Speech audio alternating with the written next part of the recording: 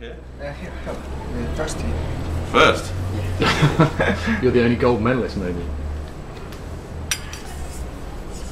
I got the medal out for a photograph with a small Chinese girl. She won my medal. I sat in a rowing boat that was all mocked up around the sponsor stands, and dozens and dozens and dozens and dozens of the public flocked over to see what was going on, and more people started saying make a picture, and coming closer and closer, and then grabbing and moving and twisting and touching my head to move it to look at their camera. And it was, they're not shy. they're not shy, and I was having a whale of a time.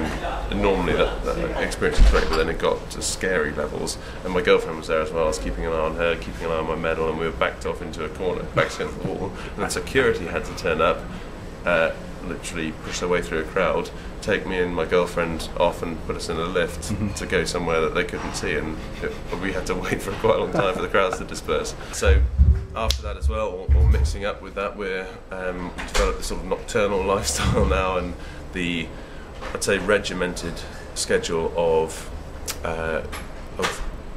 having 10 hours sleep in only 24-hour period, eating at the right times, being very well hydrated, training at the right times, has all gone out the window, and we've turned into guys who, we're not well hydrated, we're eating at regular times, if at all, we're going out to all hours of the morning and having a brilliant time and sleeping in until noon, and this is so far away from what we do normally, which is training 7 days a week, in bed by 9:30, waking up at 5:30.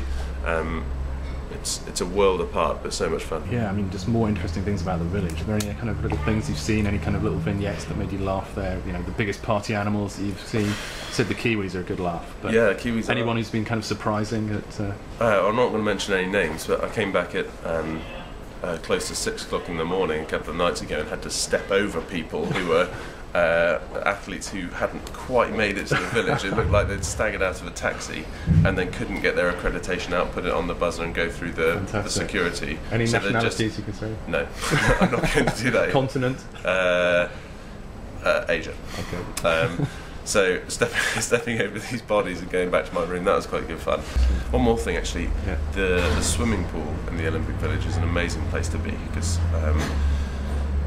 this is going to sound really pervy, but we all turn up there, and there are the most amazing bodies from male and female, physical specimens, I should say, lounging around by the pool, and it's like a music video with these incredible athletes all over the place, and that's enormous, because different shapes and sizes from different nations, and it's just amazing to see.